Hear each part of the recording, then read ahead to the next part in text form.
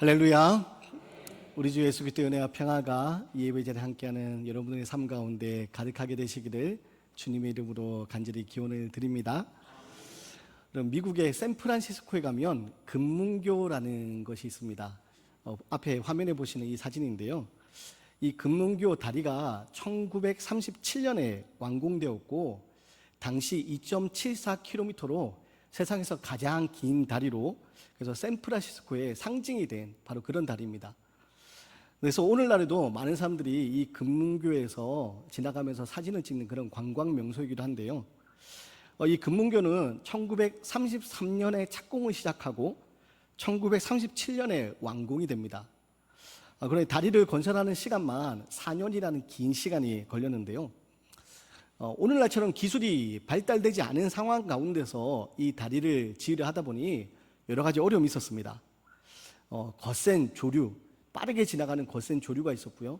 또 저 지역이 안개가 많이 껴서 작업을 하는데 큰 어려움이 있었습니다.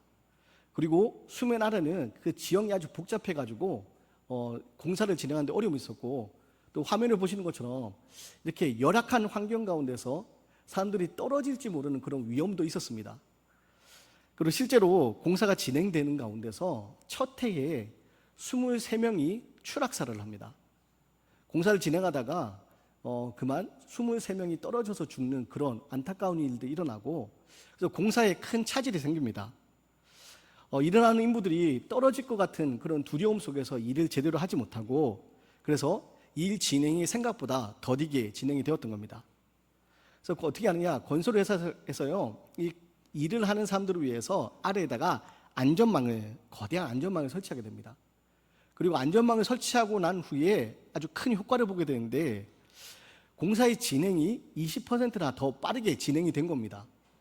그동안 일을 하는 인부들이 떨어질까봐, 또 바람이 불고 그 위에서 두려움 가운데서 일을 제대로 못하다가 떨어지더라도 밑에 나를 지켜줄 수 있는 안전망이 있다는 것을 생각하게 되는 순간, 그 위에서 두려움에서 몸이 마음대로 움직이지 않던 것이 이제 두려움을 극복하고 일을 수월하게 하기 시작한 겁니다.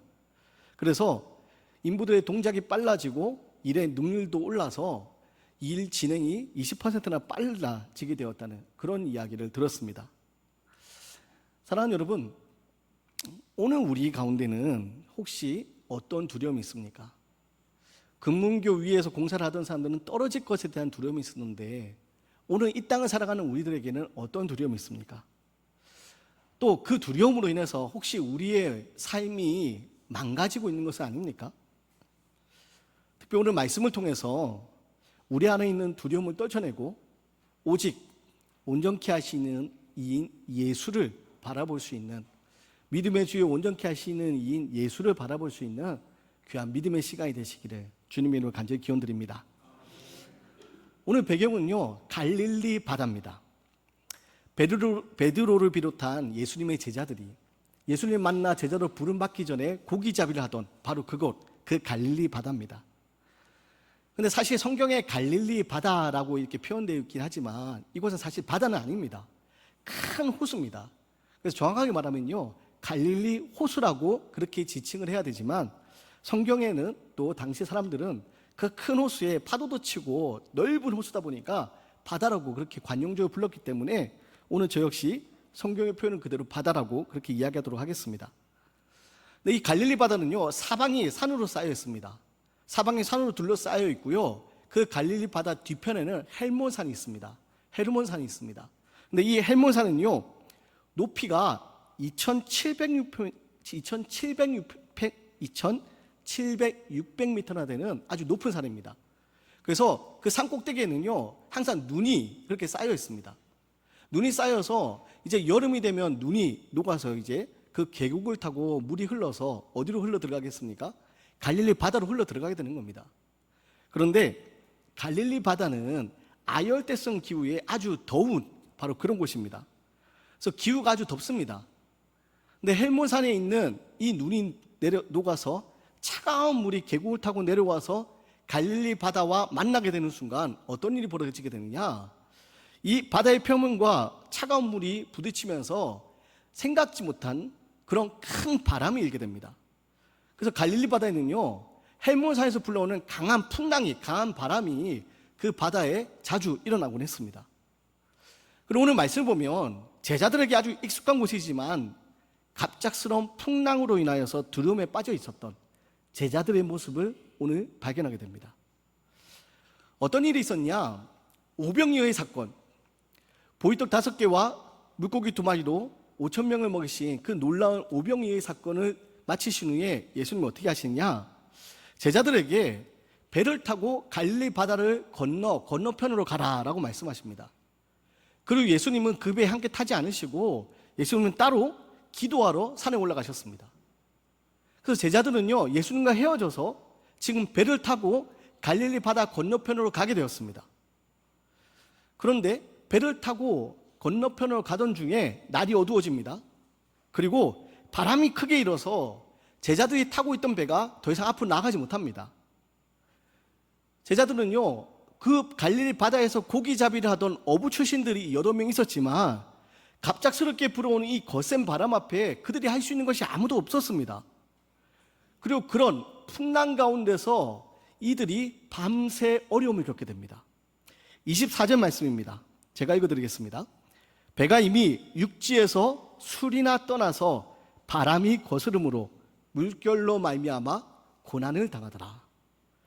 지금 제자들은 예수님과 떨어져서 배를 타고 건너편을 가는 중인데 지금 어떤 일이 일어나게 됩니까? 날도 어두워지고 캄캄한 밤이 되었는데 그 갈릴리 바다 위에서 거센 바람이 불어와서 그 배 위에 타고 있던 제자들이 어려움을 겪게 됩니다. 여러분, 한번 생각을 해보세요. 배를 타고 지나가는데 바람이 불어오고 날은 어두워지고 캄캄한 밤, 그 거센 바람 가운데 배는 요동치고 어찌할 수 없는 그 상황, 그 제자들이 그 배 위에서 얼마나 두려움을 느꼈겠습니까? 그 두려움을 느끼는 가운데서 제자들이 지금 할 수 있는 것은 또한 아무것도 없었습니다. 근데 그때 25절을 보면 두려움 속에서 고난당하고 있는 제자들을 향해서 예수님이 찾아오십니다. 그런데 예수님이 찾아오시는데 어떤 모습으로 오시냐? 바다 위를 걸어오셨습니다. 여러분, 제자들 입장에서 한번 생각을 해보세요. 지금 배를 타고 가다가 큰 바람을 만납니다. 큰 풍랑이 일어서 배가 요동칩니다. 배가 요동치는 가운데 혹시라도 빠질지 모르는 그런 두려움도 있고 이 바람을 어찌할 수 없는 그 두려움 가운데 쌓여 있는데 더구나 캄캄한 밤인데 지금 그 거센 바람 가운데서 요동치는 그 물결 가운데서 한 사람이 걸어옵니다. 물결 위를 걸어옵니다. 여러분, 제자들이요, 이 모습 보고 더 큰 공포에 쌓이고 놀라게 됩니다. 성경을 보면 유령이라고 소리치게 됩니다. 우리 27절 26절 말씀인데요, 제가 읽어드리겠습니다. 제자들이 그가 바다 위로 걸어오심을 보고 놀라 유령이라 하며 무서워하여 소리 지르거늘 예수께서 즉시 이르시되 안심하라, 나니 두려워하지 말라. 여러분, 제자들에게 지금 바람을 만나서 거센 풍랑 가운데서 어려움을 겪고 있는 제자들에게 예수님이 찾아오셨습니다. 밤새 고난 가운데 있는 제자들을 위하여서 예수님이 찾아오셨습니다. 그런데 예수님이 찾아오셨는데 지금 찾아오신 예수님을 인하여서 그 풍랑 가운데 고난당하고 있던 제자들이 안심해야 되는데 오히려 어떻게 합니까? 유령이라 생각하면 더 큰 두려움에 빠졌던 겁니다. 왜입니까? 제자들은 지금 바다 위를 걸어오는 예수님을 상상할 수 없었기 때문입니다. 여러분, 사람이 어떻게 바다 위를 걷겠습니까? 유령이 아니고 어떻게 사람이 바다 위를 걷겠습니까? 이것이 바로 제자들의 생각이었습니다. 사람이 어떻게 바다 위를 걸을 수 있을까? 상상도 못했기 때문에 지금 바다 위를 걸어오는 예수님을 보시고 지금 제자들은 유령이라고 놀라서 더 큰 두려움에 빠졌던 겁니다. 목숨을 장담할 수 없는 큰 바람 앞에, 큰 파도 앞에 공포를 느끼고 있는 것도 지금 버거운데 물결 위를, 물 위를 걸어오는 예수님을 보시고 유령이라 생각해서 제자들은 더 큰 두려움에 빠집니다. 사랑하는 여러분, 오늘 이 말씀 앞에서 우리가 먼저 생각하고 넘어야 될 것이 있습니다. 그게 뭐냐? 하나님의 일하심을요, 우리의 생각으로 제한해서 안 된다는 것을 여러분 깨달으셔야 됩니다. 그리고 하나님의 일하심을 우리의 생각으로 제한해서는 안 됩니다. 신앙생활은요, 우리의 생각으로, 우리의 경험과 지식으로만 하려 해서는 안 됩니다. 왜입니까? 여러분, 하나님은요, 우리의 생각과 경험, 우리의 지식을 뛰어넘어서 일하시는 분이기 때문입니다. 우리는 하나님의 일하심을 다 헤아릴 수도 없을 뿐더러 다 이해하지 못합니다. 그렇기 때문에 여러분, 신앙은 우리의 경험과 우리의 지식을 뛰어넘는 신비의 영역이 있다는 것을 우리는 인정할 수 있어야 됩니다. 여러분, 우리가 신앙생활하는 가운데 이 신비의 영역이 있는 것을 인정하지 못할 때 우리는 어떻게 합니까? 자꾸 이 신비의 영역을 우리의 경험으로, 우리의 지식으로 이것을 이해하려고 애를 씁니다. 근데 아무리 이해하려고 애를 써도 이 신비의 영역은요, 우리가 이해할 수 없는 부분입니다. 근데 이걸 이해하려고 애를 쓰다가 이해가 안 되니까 어떻게 합니까? 자꾸 믿지 못하겠다 하는 겁니다. 근데 여러분, 우리가 살아가면서 이 땅에서 일하는 모든 일에 대해서 과연 우리가 다 이해하기 때문에 그것을 우리가 믿고 있는 겁니까? 그렇지 않습니다. 여러분, 사람이 나고 죽는 거 우리가 다 이해하지 못합니다. 당장 바람이 불고 비가 오는 것도 우리가 과학적으로 알고 있고 이해하고 있다고 생각하지만 여러분, 다 알지 못합니다. 단지 우리가 경험을 통해서 알고 있는 것 뿐입니다. 마찬가지로 신앙 영역도 마찬가지입니다. 우리가 이해할 수 없는 부분이 있습니다. 하나님의 일하심은요, 우리의 생각을 뛰어넘어서 일하시는 부분이 있기 때문에 유한한 우리의 생각으로 이해할 수 없는 부분이 있음을 우리는 인정하고 하나님의 일하심을 제한하려 해서는 안 됩니다. 그래서 여러분, 하나님의 일하시는 부분이 있으면 우리는 믿음으로 바라보고 그것을 인정할 수 있고 우리의 유한함을 인정할 수 있어야 됩니다. 우아하게 물 위에 떠 있는 백조, 여러분 보신 적 있으신가요? 앞에 화면에 사진도 나오는데, 여러분 이 백조 색이 무슨 색이죠? 흰색입니다. 근데 혹시 백조 흰색 말고 다른 색의 백조 보신 적 있으신가요? 없으신가요? 여러분, 블랙스완이라는 검은색 백조가 있습니다. 이게 만든 사진이 아니고요, 진짜 검은색 백조입니다. 여러분, 근데 이 블랙스완이라는 이 말이요, 검은색 백조를 지칭하는 것도 하지만 영미권에서는 관용어로 쓰이는 그런 말입니다. 1770년대 사람들은요, 백조는 다 하얗다고 생각했습니다. 1770년대 사람들은 검은색 백조를 본 적이 없습니다. 하얀색 백조만 봤습니다. 그래서 백조는 당연히 하얗다고만 생각을 했습니다. 그런데 영국의 탐험가 제임스 쿡이 호주 대륙을 발견합니다. 근데 호주 대륙을 발견하는데 큰 충격에 쌓입니다. 왜냐? 그 호주 대륙에서 검은색 백조를 처음 본 거예요. 검은색 백조는 호주 대륙에서만 살았습니다. 그러다 보니 호주 대륙에 살고 있던, 그곳에 살고 있던 원주민들은 그 검은색 백조에 대해서 알고 있었지만 호주 대륙과 왕래가 없었던 다른 세상 사람들은요, 검은색 백조를 상상도 하지 못했습니다. 그래서 백조는 항상 하얀색, 항상 흰색, 이 백조만 생각을 했던 겁니다.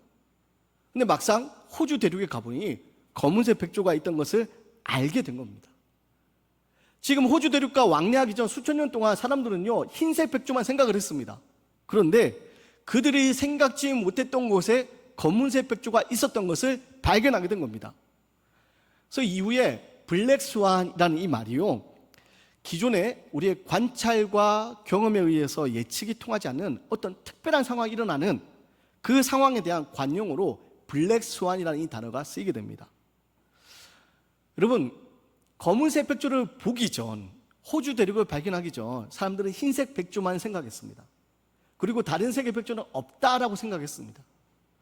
이처럼 사람들은요, 우리의 눈으로 본, 우리의 눈으로 확인된 몇 가지 사실만을 가지고 섣부른 결론을 내립니다.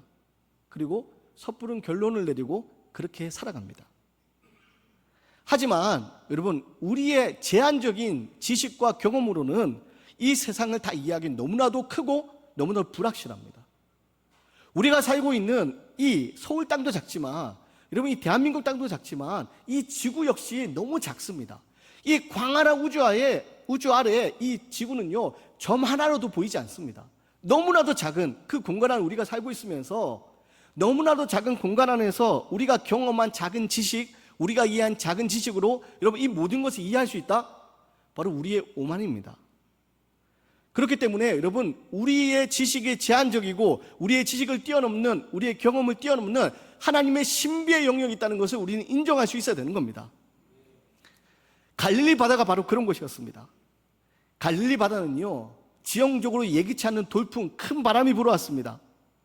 마찬가지로 우리가 사는 이 세상, 우리가 살아갈 때 생각지 못했던 큰 바람이 우리의 삶 가운데 몰아칩니다. 그리고 그 바람으로 인해서 우리는 어려움에 처하곤 합니다. 우리 삶의 여정 가운데서 우리는 생각지 못했던 큰 바람을 만나고요, 갈등과 좌절하고 고통 가운데서 우리는 신음할 때가 있습니다. 세상에서는 블랙스완의 교훈을 통해서 어디선가 닥칠지 모르는 위험에 대비하라고 우리에게 이야기를 합니다. 그런데 여러분, 갑자기 불어오는 이 바람은요, 우리가 대비할 수 있는 것이 아닙니다. 오늘 말씀에도 갈릴리 바다에서 평생 어부로 살았던 제자들이 있습니다. 그런데 그들이 가진 경험과 그들이 가진 지식, 갑작스럽게 몰아치는 큰 바람 앞에 그 배 위에서 그들이 할 수 있는 것은 아무것도 없었습니다. 심지어 예수님과 함께 동고동락했던 그들이지만 물 위를 걸어오는 예수님을 그들은 바라보지도 못하고 그 예수님을 알아보지도 못했습니다. 오히려 그들은 예수님을 보고 위령이라 생각하고 비명을 질렀습니다. 사랑하는 성도 여러분, 오늘 말씀 앞에서 우리의 육신의 눈과 우리의 귀, 우리의 경험과 지식으로 바라볼 때는요, 거센 파도만 보일 뿐입니다. 큰 바람만 보일 뿐입니다. 위력만 보일 뿐입니다. 그런데 우리의 믿음의 눈을 뜨고 우리의 생각을 뛰어넘어서 일하시는 하나님의 일하심을 우리가 기대하며 믿음의 눈을 뜨고 바라볼 때 더 이상 큰 바람이 보이는 것이 아니라, 그 바다가 보이는 것이 아니라, 물 위로 걸어오는 유령이 보이는 것이 아니라 바로 거센 파도와 바람을 뚫고 우리에게 찾아오시는, 우리에게 다가오시는 예수 그리스도가 보이기 시작하는 겁니다. 사랑하는 여러분, 우리의 지식과 경험은 제한적인 것을 인정하시고 우리의 연약함을 인정하시고 믿음의 눈을 뜨시기 바랍니다. 나의 부족함과 한계를 고백하고 믿음으로 하나님을 바라보시기 바랍니다. 믿음의 눈을 뜰 때 우리는요, 주님을 바라볼 수 있게 됩니다. 제자들은 물 위로 걸어오는 예수님을 보고 자신의 경험과 지식으로는 도저히 이해할 수 없는 그 상황 가운데서 위령이라 생각하고 두려움에 빠졌습니다. 여러분, 오늘도 주님이 이 제자들을 찾아오셨던 것처럼 우리에게 찾아오실 텐데, 여러분, 믿음의 눈을 뜨지 못한 채 두려움 가운데 위령이라 더 큰 두려움에 쌓이지 마시고 우리의 믿음의 눈을 크게 뜨고 지금 나에게 찾아오시는 예수 그리스도를 바라보는 그런 놀라운 은혜가 이 자리에 있는 저와 여러분 가운데 함께하기를 주님의 이름으로 간절히 기원드립니다. 그리고 이어서 27절 말씀인데요, 제자들이 놀라 두려워하고 있을 때 예수님이 뭐라고 하시느냐, 우리 27절 말씀 함께 읽겠습니다. 시작.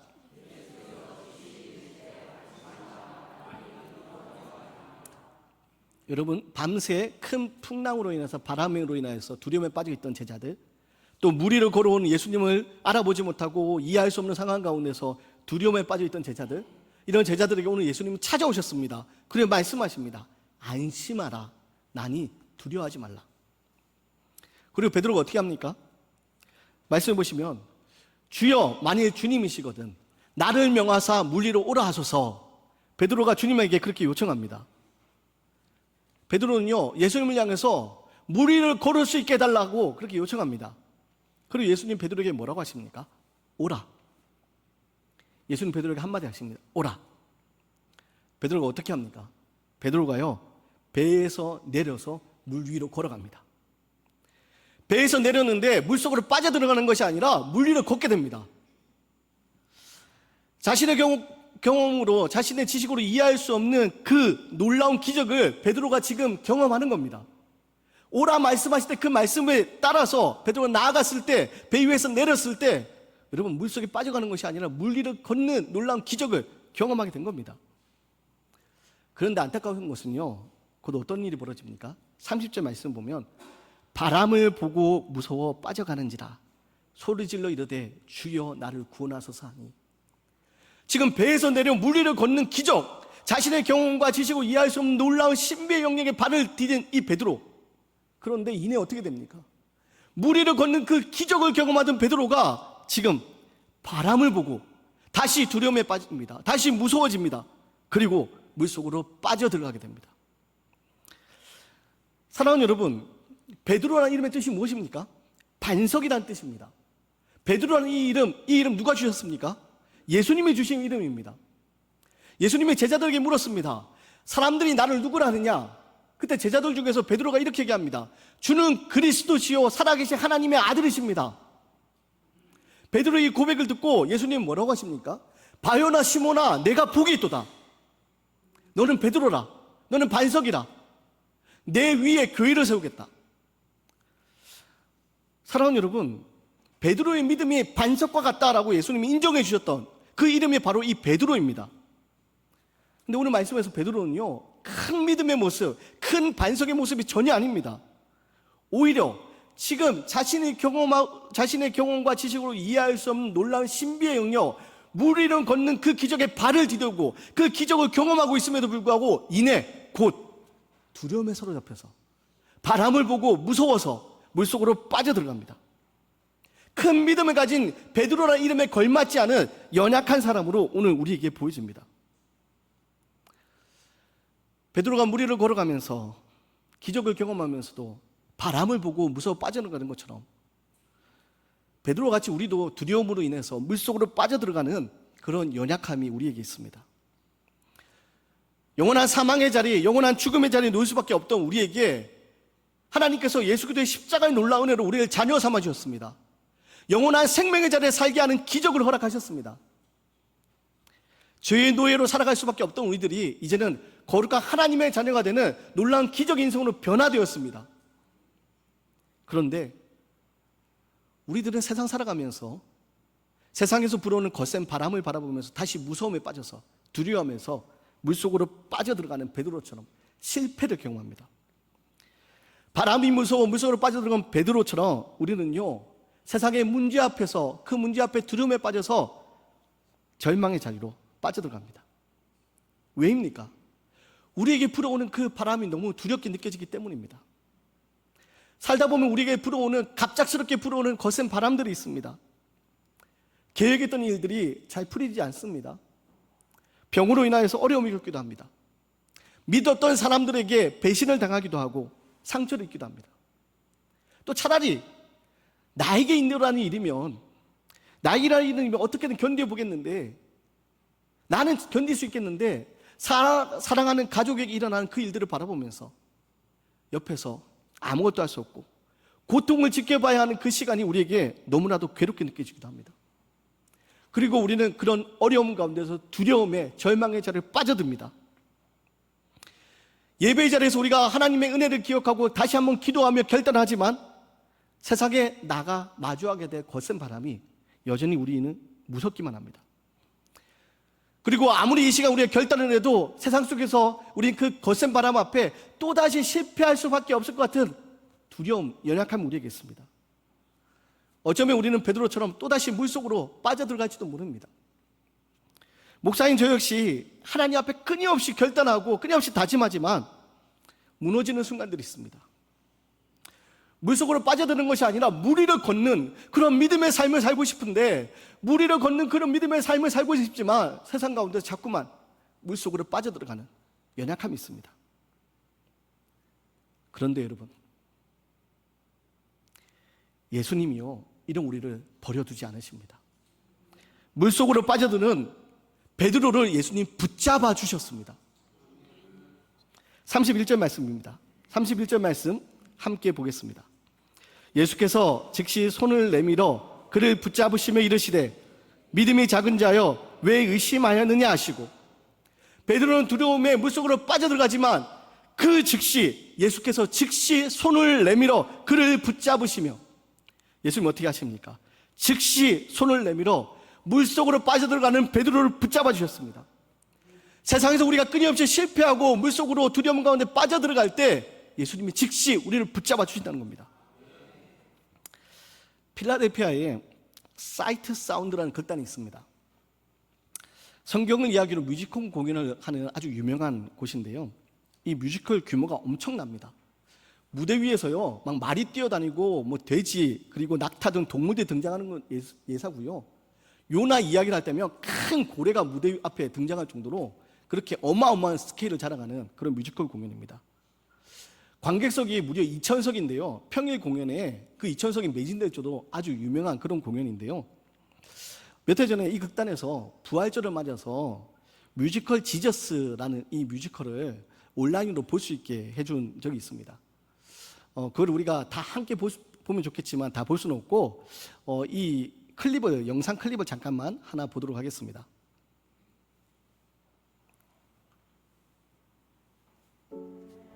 For 40 years, we've brought the Bible's most powerful stories to life on stage. Stories of courage, stories of love, stories of faith. Now, the adventure continues.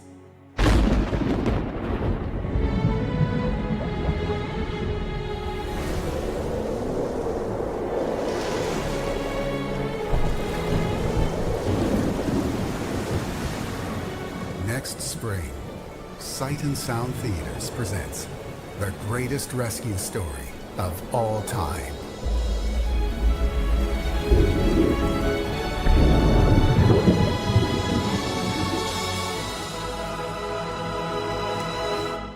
네, 이 영상 더 큰 화면으로 더 좋은 화질로 보면 참 좋을 것 같은데 그러지 못해 좀 아쉽지만, 여기 보면 마지막 지금 이 장면이 물속으로 빠져들어가는 베드로를 붙잡아치는 장면입니다. 그 장면의 한 장면이 이렇게 포스터로도 나와 있는데요. 보시면요, 물속으로 빠져들어간 베드로의 손을 예수님이 붙잡아 주시는 장면인데, 여러분 어디를 잡고 있습니까? 손목, 팔을 잡고 있습니다. 사실 저는 이 말씀 읽을 때마다 물속으로 빠져들어가는 베드로의 손을 붙잡아 주시는 예수님의 모습을 항상 생각을 했거든요. 근데 보면 손이 아니라 팔을 붙잡고 있는데 이게 너무 큰 은혜가 되더라고요. 여러분, 왜 팔을 붙잡아 주셨을까? 손을 붙잡았을 때 아래에 있는 사람이 손에 힘이 빠지면요, 손이 풀립니다. 그래서 빠져 들어갑니다. 근데 팔을 붙잡으면요, 아래에 있는 사람이 힘이 빠져도 그 팔을 붙들고 위에 있는 사람이 건져 올릴 수가 있게 되는 겁니다. 그래서 오늘 이 장면이 너무 큰 은혜가 되더라고요. 우리는 믿음이 연약해서 끊임없이 물속으로 빠져들어가고 물속에서 허우적대다가 힘이 다 빠져서 그 손을 붙잡고 올라올 수 없는 그런 연약한 존재이지만, 주님은 이런 우리의 연약함을 다 아시고 물속으로 빠져들어갈 때 우리의 손이 아니라 우리의 팔을 붙잡아주면서 우리를 건져 끌어내 올려주신다는 겁니다. 사랑하는 여러분, 이 땅 살아가면서 우리 역시 물속으로 빠져들어갈 때가 있습니다. 우리가 살아가는 삶의 자리에서 갑작스럽게 불어오는 큰 바람 앞에 우리의 삶이 요동치고 두려움에 쌓일 때가 있습니다. 물 위를 걷는 기적의 삶을 살기를 소망하지만 우리의 연약한 가운데 끊임없이 물속으로 빠져들어가는 우리의 연약함이 있습니다. 근데 오늘 성경은요, 우리에게 말씀하는 겁니다. 이런 우리에게 주님이 찾아오시고 우리를 붙들어서 건져 올려주신다고. 바라기는 오늘 이 주님이, 베드로를 건져 올려주셨던 이 주님이, 베드로를 붙잡아 주셨던 이 주님이 오늘 우리의 삶을 붙잡아 주실 겁니다. 이 시간 우리가 해야 될 것은요, 믿음의 눈으로 주님을 바라보면서 지금 우리의 삶 가운데 나를 붙들어 주고 계시고 나를 건져내 주시는 그 주님의 놀라운 은혜, 그 은혜 통하여서 다시 물속으로 빠져들어가는 인생이 아니라 물 위로 올라와서 물 위를 걷게 되는 그 놀라운 기적의 인생, 그 기적의 인생을 우리가 살아가야 되는 겁니다. 바라기는 오늘 말씀 앞에서 즉시 손을 내밀어서 붙잡아 주시고 우리를 안전한 곳으로 인도하시는 그 주님, 그 주님이 베드로에게 찾아오셨던 것처럼 우리를 찾아오시고 즉시 우리의 손을 붙들어 주시고 안전한 곳으로 인도해 주신다는 그 사실, 우리의 삶 가운데 함께 하신다는 사실을 기억하시고 이번 한 주 주님의 손을 붙들고 승리하며 나아갈 수 있는, 주님만 바라보며 나아갈 수 있는 믿음의 삶이 되시기를 주님의 이름으로 간절히 기원 드리겠습니다.